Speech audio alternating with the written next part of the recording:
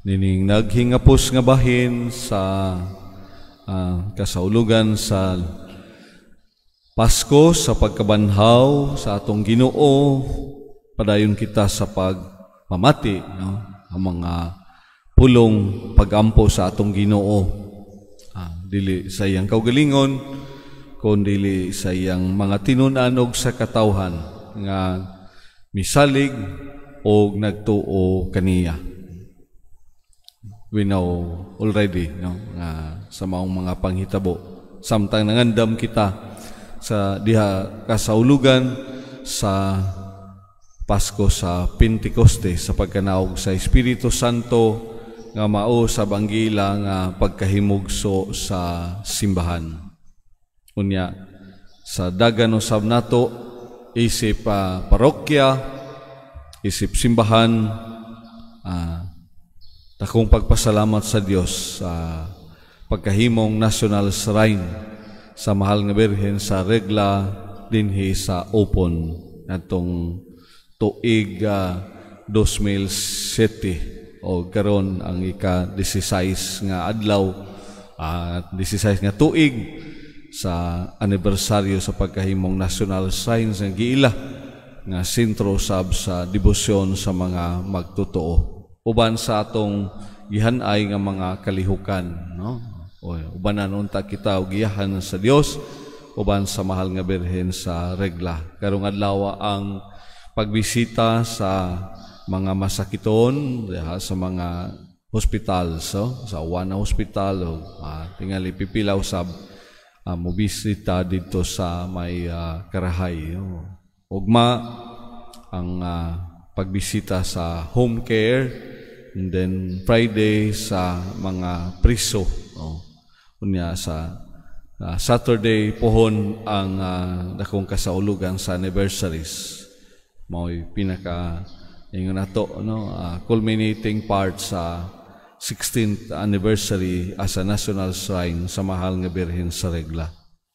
Tataw og tin-aw kaayo ang mga pagdaig ug mga pagpadayag diha sa atong mga pagbasa. Awiti ang Dios o gingharian sa yuta, tanan mga kayuhan nga iyang gihatag kanato diha sa atong panaw isip mga magtotoo. Sa unang bahin sa atong pagbasa gikan sa mga buhat sa mga apostoles, ang pagampo usab sa mga tinunan labi na gayon ni Pablo alang sa katawhan nga iyang gikuyugan diha sa ilang panaw sa pagtuo. The same perspective sa magtutudlo nga nagampo alang sa iyang mga tinunan ug sa katawhan nga gitugyan kaniya sa Dios samahan. Si Pablo sab nagampo alang sa tanan nga misunod kaniya og nahimong sakop sa simbahan. Gawas niya na nag-auhag sa katawhan sa kanunay sa pagkamanggihatagon. Dili lamang na necessarily material o financial, dili sa bisan unsa nga atong ikatampo, no? Mas maayo, mas bulahan ang paghatag kaysa pagdawat, no? Kini nga pagtulunan nindot kaayo nga mabatunan, no? sa simbahan nga nagapanaw diha sa pagtuo, no? Ay usahay nayuban nga nagmanggihatagon pero usahay kusog ra usab sila mo kwenta, no? Doesn't matter, no, unsa, basta nagikan sa kasing-kasing sa pagkamanggihatagon. Usa ka relasyon ang namugna tali sa katawhan sa Dios o ngadto sa maghahatag sa kinabuhi ug sa tanang mga grasya. Usa ka relasyon ang namugna tali sa mga gitawag o gipili o sa katawhan nga gialimahan, no? Nang hilak sila pag-ayo, migakos kang Pablo, samtang siya na namilit, kay lain naman pod ang misyon nga gihatag kaniya, no? Lain na pod, ining very symbolic kaayo.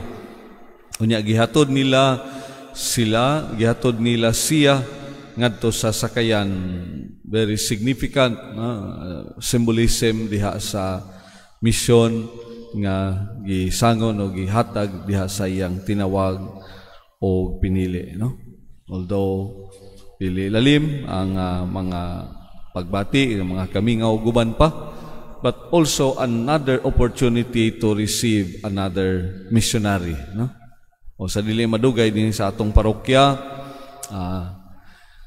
mubiya naman po nato si Father Alwin, Father Binido, tuwa na sa iyang assignment sa Camotes as the new parish priest of Immaculate Conception Parish sa Tudela. Father Alwin pod, June 15 pohon ang iyang installation as the new parish priest sa parokya sa Immaculada Concepcion dito sa Butuan. O medyo nawad-an kog mga kauban dinhi sa pagpangalaga sa simbahan. Ako na lang nabilin diri karon, no? Ay si Father Julito tuapod take a break gamay nagkasal sa iyang igagaw with Father Migs, no? Pero ibaw mampod ko nga sa dili madugay atong i-welcome akong bagong mga kauban dinhi sa parokya, dinhi sa atong simbahan. Father Jimmy Duero mahibalik dinhi sa akong kauban. Father Boy Sister kanhi naasay na po dinhi kani adtong bago pa siyang pari as assistant parish priest, no? O mohulip diha sa gimbuhaton ni Father Alwin, no? Kini maghatag og pagpakahulugan kanato sa simbahan nga nagapanaw isip misyonaryo, sa simbahan nga malambuon andam nga moabi-abi si bisan kinsa nga gipadala, no?